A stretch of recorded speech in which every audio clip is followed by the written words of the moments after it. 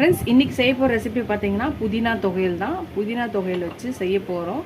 இந்த தொகையில் சாதத்தில் போட்டு பிசைஞ்சு எண்ணெயோ நெய்யோ ஊற்றி சாப்பிடும்போது அல்டிமேட்டாக இருக்கும்.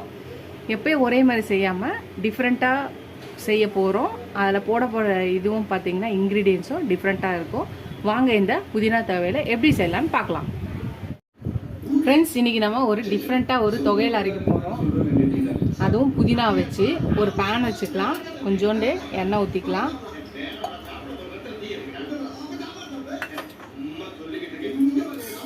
ஒரு ஸ்பூன் உளுந்து, ஒரு கை வேர்க்கடலை, ஒரு ஸ்பூன் தனியா, அரை ஸ்பூன் ஜீரகம், 4 பச்சை மிளகாய், 3 காஞ்ச மிளகாய், ஒரு சின்ன துண்டு இஞ்சி, ஒரு சின்ன லெமன் சைஸ் புளி, எல்லாத்தையும் நல்லா வறுத்துக்கலாம்.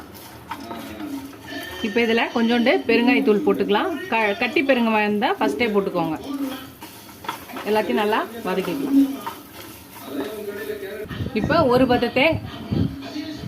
இப்போ ஒரு பத்து தேங்காவை பொடியாக நறுக்கி வச்சுருக்க நீங்கள் துருவியும் போட்டுக்கலாம். இப்போ இதையும் சேர்த்து வதக்கிக்கலாம். எல்லாத்தையும் வறுத்தாச்சு. இதை ஒரு தட்டில் போட்டுக்கலாம், இல்லை மிக்சி ஜாரில் ஆறினோன்னு போட்டுடலாம். இப்போ திருப்பி அதே கடாயில் கொஞ்சம் எண்ணெய் ஊற்றிக்கலாம். புதினா ஒரு கட்டு போட்டுக்கலாம். கொத்தமல்லி ஒரு கை போட்டுக்கலாம். கருவேப்பிலை கொஞ்சம் போட்டுக்கலாம். இப்போ இதையும் நல்லா வதக்கிக்கலாம். இதுக்கு தேவையான அளவு கல்லுப்பு போட்டுக்கலாம். இதையும் சேர்த்து லைட்டாக வதக்கிக்கலாம். வதக்கியாச்சு. இது ஆறினோடனே எல்லாத்தையும் சேர்த்து நம்ம அரைச்சி எடுத்துகிட்டு வந்துடலாம்.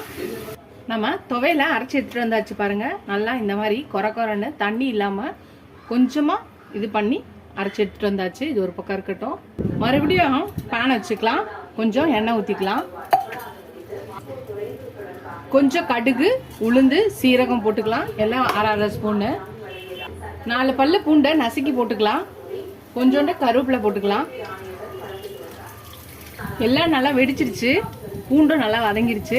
இப்போ நம்ம அரைச்சி வச்ச இந்த தொகையில் இதெல்லாம் போட்டுக்கலாம். இப்போ இதே சேர்த்து நல்லா வதக்கிக்கலாம். நல்லா வதக்கி ஒரு 2 நிமிஷம் நம்ம இதை அப்படியே இது பண்ணோன்னா 3 நாளைக்கு வரைக்கும் கூட நம்ம இதை வச்சு சாப்பிடலாம். அவ்வளோதான், ரெடி ஆயிடுச்சு. இதை நம்ம எடுத்து வச்சிடலாம். சுட சுட சாதத்தில் இந்த தொகையில் போட்டு கொஞ்சம் எண்ணெயோ நெய்யோ ஊற்றி நல்லா பிசைஞ்சு அள்ளி எடுத்து சாப்பிடும்போது இருக்கும் பாருங்கள், டேஸ்ட்டு அவ்வளோ சூப்பராக இருக்கும்.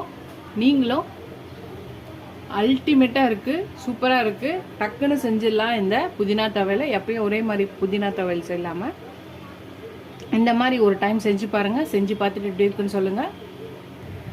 ஃபஸ்ட் டைம் என் சேனலை பார்க்கவங்க சப்ஸ்கிரைப் பண்ணிட்டு பாருங்கள். ஃபுல் வீடியோ பாருங்கள். உங்கள் ஃப்ரெண்ட்ஸ்க்கு என்னோட சேனலை ஷேர் பண்ணி சப்ஸ்கிரைப் பண்ண சொல்லுங்கள். இதோட அடுத்த ரெசிபியில் பார்க்கலாம். Tata bye friends.